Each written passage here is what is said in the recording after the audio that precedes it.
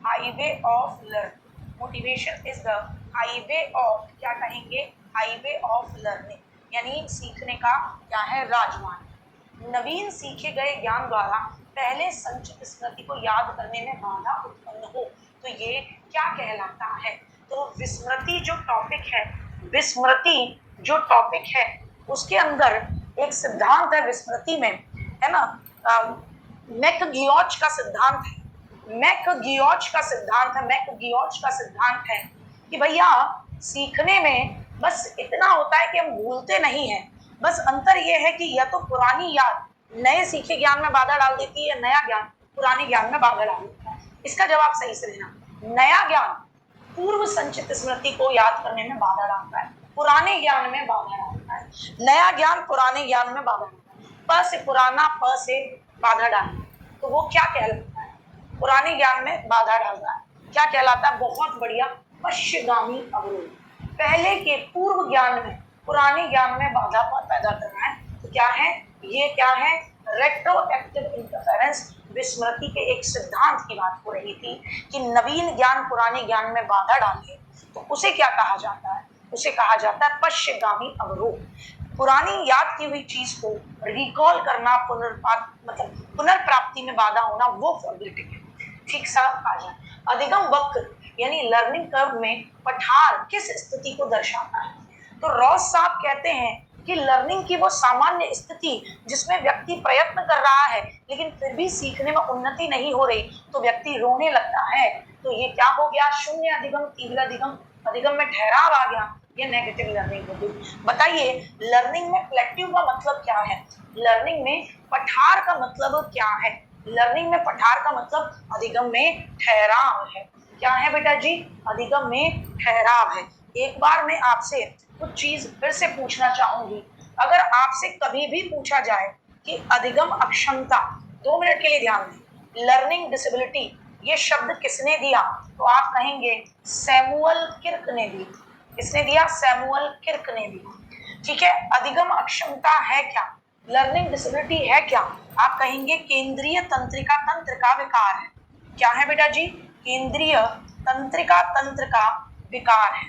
केंद्रीय तंत्रिका तंत्र का विकार यानी हमारे सेंट्रल नर्वस सिस्टम का एक विकार है जो कभी भी किसी को भी हो सकता है, इसका आईक्यू से कोई लेना देना नहीं, किसी भी व्यक्ति को हो सकता है, लर्निंग के किसी क्षेत्र में दिक्कत व्यक्ति को हो सकता है, इसको पूरी तरह सही नहीं किया जा सकता, इसमें सुधार संभव है। इन्हीं में से, इन्हीं लर्निंग डिसेबिलिटी में से एक लर्निंग डिसेबिलिटी है जिसको बोलते हैं डिसलेक्सिया। ये शब्द सबसे पहले किसने दिया, रुडोल्फ बर्लिन ने। किसने दिया, रुडोल्फ बर्लिन ने दिया। एकीकृत शिक्षा समावेशी शिक्षा से पहले आती जिसमें बच्चे को व्यवस्था के अकॉर्डिंग बदलना था। भारत में एकीकृत शिक्षा की शुरुआत 1974 मानी जाती है, मैंने पहले भी बताया, याद रखना। भारत के अंदर इंटीग्रेटेड एजुकेशन फॉर डिसेबल्ड बच्चा at the senior secondary level ये 2009 में शुरू किया गया। कब शुरू किया गया, 2009 में शुरू किया गया। इसके अलावा अगर मैं बात करूं, इसके अलावा अगर मैं बात करूं आपसे, बस ये चीजें आपको याद है, नवीन ज्ञान और नवीन प्रतिक्रियाओं, यही पकड़ लो, नवीन प्रतिक्रियाओं को प्राप्त करने की प्रक्रिया लर्निंग। नवीन ज्ञान और नवीन प्रतिक्रिया, प्रतिक्रिया होगी बेटा जी, मैं नया कुछ बना रही हूं तो मुझे प्रतिक्रिया करके बनानी होगी। ये किसने कहा था, ये किसने कहा था, ये किसने कहा था, नवीन ज्ञान और नवीन प्रतिक्रिया को प्राप्त करने की जो प्रोसेस है उसको आप लर्निंग कहते हैं। ये किसने कहा था, बहुत बढ़िया, आप प्रतिक्रिया करके ही नया फर्नीचर बनाओगे, वुडवर्थ ने कहा है। किसने, वुडवर्थ। गेट ने क्या कहा, अनुभव और प्रशिक्षण से बड़ी कंपनी के गेट में एंट्री मिलती है कि अनुभव और प्रशिक्षण से व्यवहार में जो परिवर्तन आए वो लर्निंग है, वो लर्निंग है। ज्ञान किसने कहा, क्रो एंड क्रो ने कहा कि सीखना क्या है, आदतों, ज्ञान, आदतों, ज्ञान और व्यवहार का अर्जन है। आदतों, ज्ञान व व्यवहार का अर्जन। तो कौवे नया नया ज्ञान और आदतें सीखते हैं। स्किनर ने कहा लर्निंग क्या है, स्किनर ने कहा लर्निंग उत्तरोत्तर सामंजस्य की प्रक्रिया है। उत्तरोत्तर यानी लगातार, यानी प्रोग्रेसिव, यानी सक्सेसिव। सामंजस्य का मतलब लगातार आप एडजस्टमेंट कर पाते हो लर्निंग करने से, उत्तरोत्तर सामंजस्य। तो ये तो मोस्ट इंपॉर्टेंट है गुड्डा, रिवीजन अच्छा रखना। शुरू में सीखने की गति मंद, लेकिन अच्छा टीचर मिला तो बाद में गति तेज हो गई। ये बताइए लर्निंग का कौन सा कर्व है?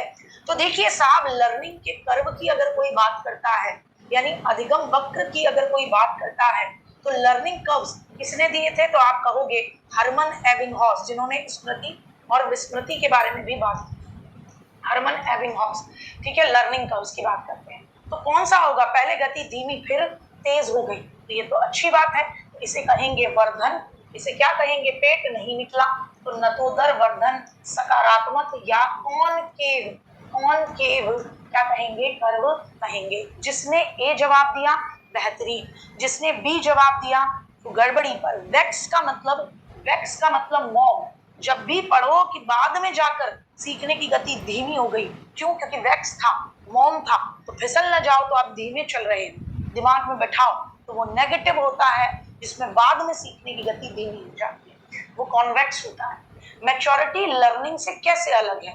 मैच्योरिटी अनैच्छिक प्रक्रिया है, स्वाभाविक प्रक्रिया। मैच्योरिटी में अभ्यास की जरूरत है, जीवन भर चलती है नहीं। मैच्योरिटी आपकी बायोलॉजी, यानी आपके शरीर में कौन से गुण कब प्रकट होंगे, ये पहले से तय होता है। तो मैच्योरिटी क्या है बेटा जी? एक नेचुरल प्रोसेस है। इसको अभ्यास क्या आप कितनी भी कोशिश कर लो नहीं होगा, लाइफ लॉन्ग चलती है नहीं। अनैच्छिक क्रिया, ऐच्छिक क्रिया जैसा कुछ। सीआर क्या होता है साहब? अनुबंधित अनुक्रिया। सीआर के गायब होने के कुछ समय बाद बिना किसी पुनर्बलन के प्रकट होने की प्रक्रिया क्या कहलाती है? सोच समझ कर बताइएगा। सीआर के विलोप के कुछ समय बाद, सीआर क्या था? सीएस का मतलब है घंटी, तो घंटी पर लार, घंटी पर लार क्या है? सीआर। घंटी पर लार क्या है बेटा जी? आप कहोगे घंटी पर लार सीआर है। तो घंटी पर लार टपकना बंद हो गया है बिना किसी पुनर्बलन के। जब फिर से घंटी पर लार टपकने लगेगी तो इस प्रक्रिया को हम क्या कहेंगे? बहुत बढ़िया, स्वतः पुनर्प्राप्ति। और ये कब होगा? जब घंटी बजने के बाद भोजन दिया जाना फिर से शुरू होगा। सामान्यीकरण का मतलब क्या है? जब मंदिर की घंटी, आइसक्रीम वाले की घंटी, चाउमीन वाले की घंटी,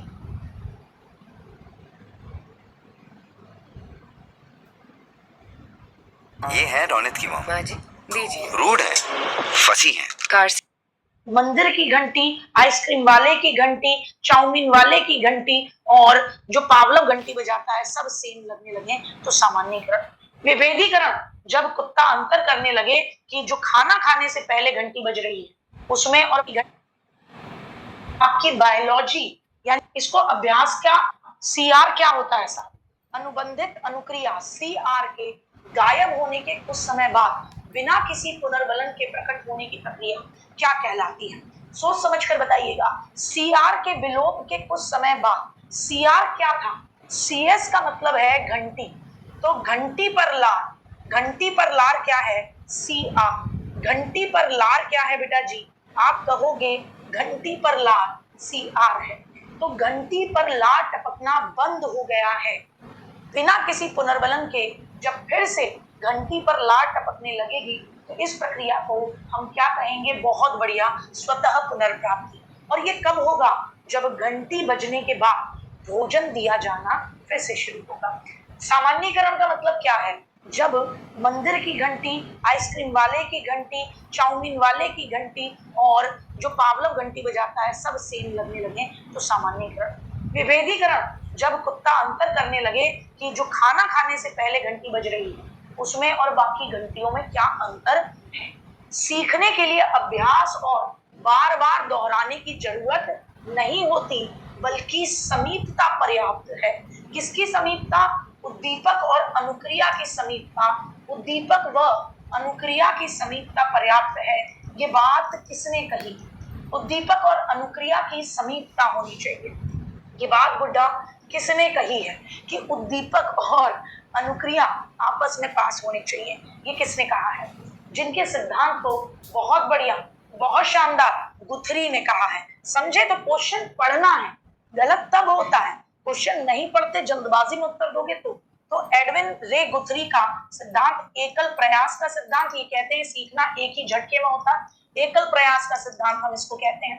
इसी सिद्धांत को हम समीपता यानी कॉन्टिग्यूटी की थ्योरी कहते हैं, समीपता कॉन्टिग्यूटी कॉन्टिग्यूटी कॉन्टिग्यूटी थ्योरी कहते हैं, ठीक है। इसी को हम स्थानापन्न यानी सब्स्टिट्यूशन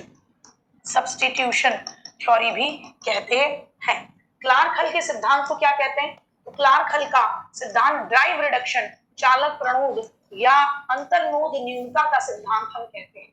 फुट 11 क्षेत्र सिद्धांत या जीवन दायरा, आओ मेरे क्षेत्र में तुम्हें कूट कर रख देंगे। अल्बर्ट बंडूरा का सिद्धांत, जिसको हम सामाजिक अधिगम, प्रेक्षणात्मक अधिगम, विकेरियस लर्निंग भी कहते हैं। रीट में विकेरियस पूछा गया था। क्लार्क हल के अधिगम सिद्धांत में प्रणोद को कम करने की प्रक्रिया को क्या नाम दिया जाता है? प्रणोद को कम करने की प्रक्रिया को क्या नाम दिया जाता है? तो क्लार्क हल का जो मामला है उसमें प्रणोद को कम करने की प्रक्रिया को क्या कहा जाता है?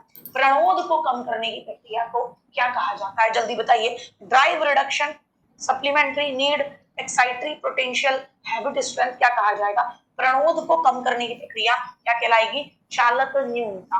क्या कहलाएगी? चालक न्यूनता। आ जाए। अल्बर्ट बंडूरा के जो सामाजिक अधिगम का सिद्धांत है, जिसमें अल्बर्ट बंडूरा कहते हैं कि बच्चा हर काम खुद से करके नहीं बल्कि समाज को प्रेक्षण देखकर भी सीखता है।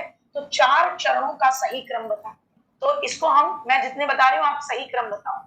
इसको हम प्रेक्षणात्मक या अवलोकनात्मक या ऑब्जर्वेशनल थ्योरी भी कहते हैं, अवलोकनात्मक अधिगम भी कहते हैं। इसको हम बेटा जी मॉडलिंग थ्योरी भी कहते हैं। इसको हम प्रतिनिधि मूलक यानी विकेरियस थ्योरी भी कहते हैं। प्रतिनिधि मूलक यानी क्या कहते हैं? विकेरियस थ्योरी भी कहते हैं, ठीक है ना। बताएं, सही क्रम बताओ। सबसे पहले क्या होगा बेटा? आ जाएंगे, बताएंगे आराम से। बी बता रहे हैं आप, चलिए बी से देखते हो। पहले अवधान मॉडल हमारा ध्यान खींचे, फिर हम मॉडल के व्यवहार को धारण करें, फिर उस व्यवहार को हम पुनरुत्पाद दूसरों के सामने प्रस्तुत करें, फिर हमें क्या मिलेगी? अभिप्रेरणा, पुनर्बलन मिलेगा। अगर सही मॉडल चुना है तो सही अनुक्रिया करेंगे तो लोग तारीफ करेंगे, गलत मॉडल चुन लिया तो मार देंगे, फिर हम उस मॉडल को नहीं आगे। लर्निंग के क्षेत्र सिद्धांत में फुट 11 ने जीवन दायरा जो शब्द कहा, तो जीवन दायरा का अर्थ क्या है? जीवन दायरा का अर्थ क्या है? हाँ बहुत बढ़िया, ARRM। जीवन दायरा का अर्थ क्या है? जीवन दायरा का अर्थ क्या होगा बेटा? तो बताओ जीवन दायरा का अर्थ क्या है? ज्योग्राफिकल कंडीशन, सामाजिक संबंध, मनोवैज्ञानिक वातावरण या शारीरिक क्षमता। बताइए जीवन दायरा। याद होगा फुट 11 ने कहा कि हमारी लर्निंग किस पर डिपेंड करती है? पर्सन एनवायरनमेंट के साथ कैसे इंटरेक्ट करता है। हमारा बिहेवियर किस पर डिपेंड करता है? कि पर्सन एनवायरनमेंट के साथ कैसे रिएक्ट करता है। तो ये जो एनवायरनमेंट है ये क्या भौतिक परिस्थितियां हैं, सामाजिक संबंध है या मनोवैज्ञानिक कारण? कौन सा कारण है? मनोवैज्ञानिक वातावरण है। यार रेंडो ये कह रहे हैं सामाजिक संबंध। जीवन क्षेत्र, जीवन क्षेत्र, जीवन क्षेत्र क्या होगा? कि आपका दिमाग का साइकोलॉजिकल वातावरण कैसा है, आपके दिमाग का साइकोलॉजिकल वातावरण कैसा है। सामाजिक संबंध नहीं है, सामाजिक संबंध आपके कैसे हैं वो नहीं, आपका साइकोलॉजिकल वातावरण कैसा है, आपकी साइकोलॉजी पे इफेक्ट डालने वाले कैसे लोग हैं, पॉजिटिव है नेगेटिव है, कैसे लोग। ठीक है साहब। नेक्स्ट क्वेश्चन, थॉर्नडाइक ने अपने किस नियम को वर्ष 1930 में चेंज करके पुरस्कार के प्रभाव को दंड के प्रभाव से अधिक शक्तिशाली बनाया? कि अगर हम पुरस्कार देंगे तो उसका ज्यादा अच्छा असर पड़ेगा दंड से। तो किस नियम में संशोधन किया होगा उन्होंने? बताइए किस नियम में उन्होंने संशोधन किया होगा? थॉर्नडाइक ने किस नियम में संशोधन किया होगा बेटा जी? है ना, हाँ मनोवैज्ञानिक वातावरण की बात होती है बेटा। किस नियम में संशोधन किया और कहा कि पुरस्कार का प्रभाव यानी जो चीज आपको संतोष देती है उसकी लर्निंग ज्यादा अच्छी होती है ना। तो भैया बिल्कुल सही, प्रभावकारी। ठीक साहब, चलिए आज की क्लास यही समाप्त करते हैं। अब मेरी बात को ध्यान से सुनो, कल का टॉपिक क्या रहेगा? कल फिर मिलेंगे शाम के 6 बजे। अब कल का टॉपिक तुम नोट्स से अच्छे से पढ़ के आना, या तुम्हें जो मैंने पूरी कंटेंट की मैराथन कराई है उससे